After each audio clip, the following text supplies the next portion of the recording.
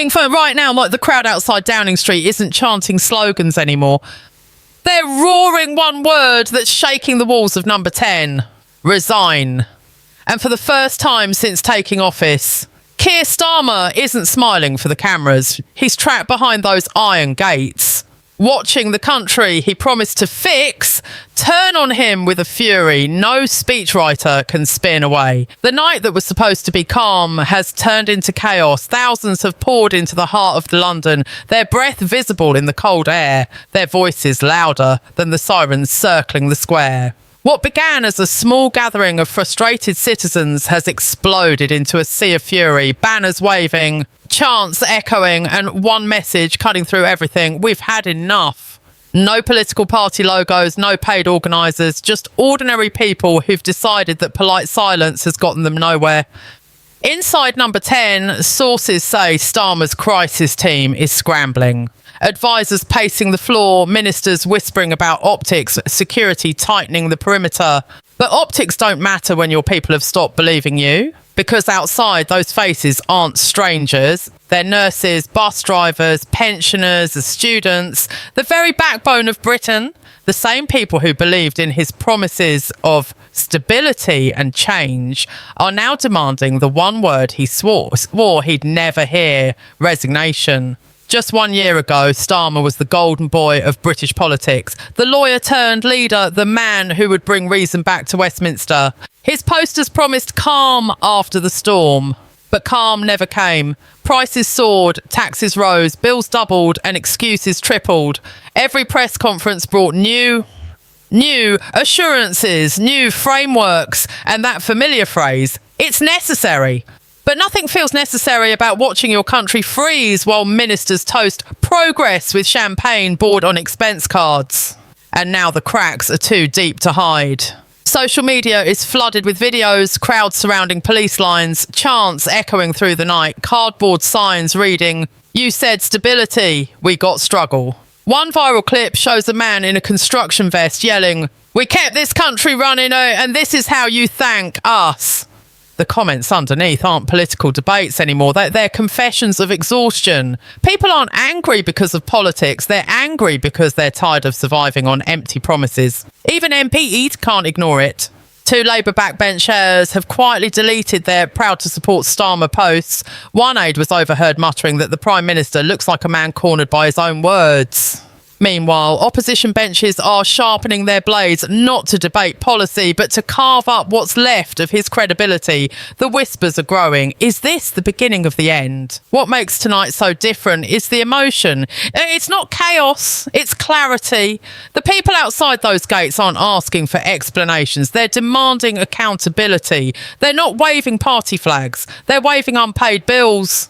The chants aren't random noise, they're receipts of betrayal, echoing against the walls that once symbolised power, and yet inside the silence is deafening. Starmer, the man who built his reputation on logic and law, seems frozen by something that can't be reasoned with, the raw, unfiltered voice of a country betrayed. His last public appearance ended awkwardly, dodging a question about energy hypocrisy. Why government buildings are fully heated while citizens are told to conserve. He called it a misrepresentation of facts. The crowd tonight calls it a lie. Every government faces anger. But this is something different. This isn't opposition politics. It's a national awakening. The chants of resign aren't just about leadership, but they're about justice, about dignity, about a population realising they've been managed, not represented. You can't spin that away. You can't lecture it into silence. Reports say police reinforcements have been called in. Barricades are being moved closer to the entrance. But here's the thing. You can contain a crowd. You can't contain an idea. And tonight, that idea is spreading faster than any press release can catch it. People are watching across the country, from Manchester to Glasgow. And for the first time in years, they see a glimpse of something real: unity in outrage. So the question now isn't whether Starmer will issue a statement. It's whether anyone will believe a single word of it if he does. Because when a leader's voice becomes background noise to the sound of his people shouting, "Enough!" no PR team can save him. And somewhere inside number 10, as the chants grow louder, as the lights from the crowd flicker against his window, Starmer must be wondering, is this the beginning of protest or the beginning of his end? By morning, the footage has flooded every screen in Britain. News anchors scramble to explain how a peaceful demonstration spiralled into one of the largest spontaneous protests the capital has seen in decades. The government calls it unrest. The people call it finally being heard. Overnight, the crowd outside Downing Street doubled.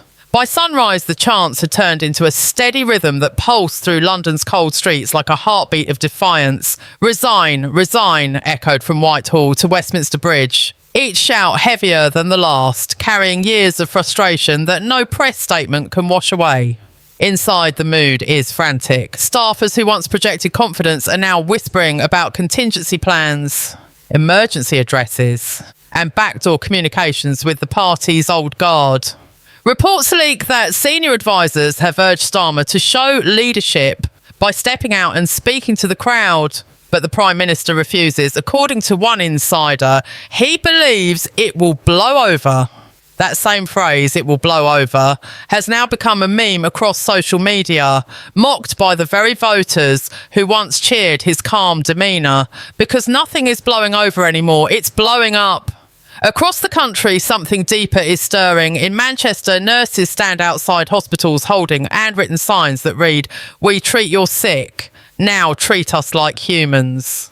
In Birmingham, small business owners are closing their shops early, heading to train stations with homemade banners that say enough lies. Even pensioners, those who grew up in an era when protest meant risk, are coming out with thermos flasks and walking sticks saying they've waited too long for fairness. This isn't a protest anymore. It's an uprising of every class, every region, every profession that's been quietly suffering while politicians lecture them about patience. Meanwhile, the spin machine has gone into overdrive. Government spokespeople appear on morning shows calling the protests misguided. They claim that the Prime Minister understands the challenges and shares the people's concerns. But when your electricity bill triples and your savings vanish, what does understanding even mean? You can't eat empathy. You can't heat your home with sympathy. And when you see those same politicians chauffeured from meeting to meeting in taxpayer-funded cars, you start realising just how wide the gap between words and reality has become. Economists are already calling it the breaking point. Inflation is biting again, wages stagnate and public trust is collapsing. One analyst compared it to the winter of discontent reborn. Only this time it's not unions versus government, it's everyone versus the system itself. Even the usually cautious BBC has started to use words like turmoil and crisis. That's when you know it's serious. When institutions built to maintain calm start whispering panic. But perhaps the most shocking shift isn't in the streets, it's in Parliament. Several MPs, usually loyal to the leadership, are now distancing themselves, carefully crafting statements that sound supportive but drip with warning. The Prime Minister must urgently reconnect with the people, says one. Translation, he's losing control, and as every hour passes, the tone hardens. Political insiders say a quiet rebellion is brewing. Bringing letters of no confidence being drafted, phone calls made in whispers. It's no longer about policy disagreements. It's about survival. Social media has turned into an amplifier for revolt. Hashtags like hashtag Starmer must go and hashtag people before power are trending in dozens of cities. Influencers, journalists, even former ministers are posting footage from the protests with captions like, "This isn't politics anymore, it's self-defense." Each clip, each post, each shared video chips away at the authority that once seemed unshakable, and through it all, Starmer remains silent. Cameras catch glimpses of black cars entering and leaving Downing Street, aides carrying folders, police blocking journalists from approaching. Official statements promise an upcoming address, but hours pass with nothing. The silence is louder than any speech could be. Because when a leader refuses to face his people, it doesn't look like strength, it looks like fear. As night falls again, the lights outside number 10 glow against a restless crowd. The chants have changed now from resign to come out. A direct challenge, a demand for confrontation. Some in the crowd believe he'll emerge, others are certain he'll hide behind press releases and platitudes. But everyone senses it. This moment has crossed a line. There's no going back to normal after this. The truth is, Britain doesn't want another promise. It doesn't want another round of careful words or economic forecasts. It wants honesty. It wants accountability. It wants anyone in power to admit what everyone already knows. The system is broken and the people have stopped waiting for permission to fix it. By the third night, London no longer feels like a capital city.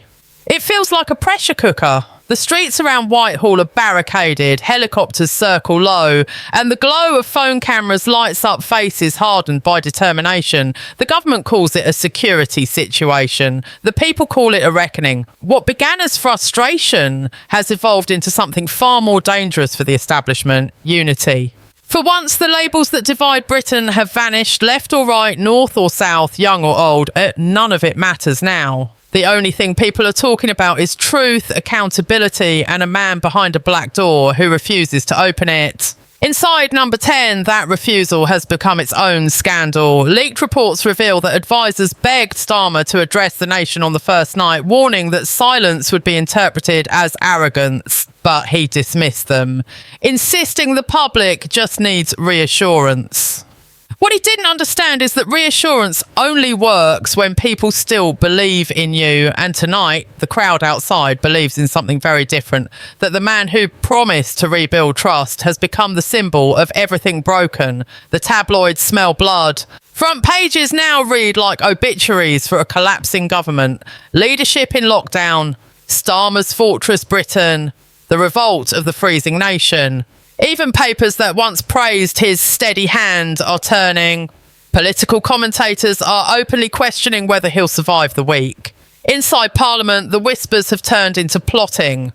A group of senior MPs met privately in Westminster, reportedly discussing transition options, political code for a leadership challenge. In the world of politics, that phrase is the death knell before the fall. Meanwhile, the crowd outside isn't fading. It's multiplying. Train stations across the country are overflowing with citizens travelling to London, carrying banners, sleeping bags and portable heaters. Families are camping outside Downing Street, mothers wrapping their children in blankets while chanting, "You work for us." The scene is historic, peaceful but powerful, emotional but controlled. It's not chaos, it's clarity, a nation rediscovering its voice. In one viral clip, an elderly woman is seen standing near the gates, clutching a photo of her late husband, a retired miner, and saying, "He fought for this country. Now I fight for his pension." Her voice breaks mid-sentence, but the crowd erupts in applause. That's when you realise this movement isn't about policy anymore. It's about dignity, about the quiet, crushing humiliation of a population told to tighten their belts while politicians loosen theirs. The opposition parties are trying to seize the moment, but even they look unprepared for the scale of it. One Conservative MP went on live television and admitted this isn't partisan anymore, this is personal. And he's right.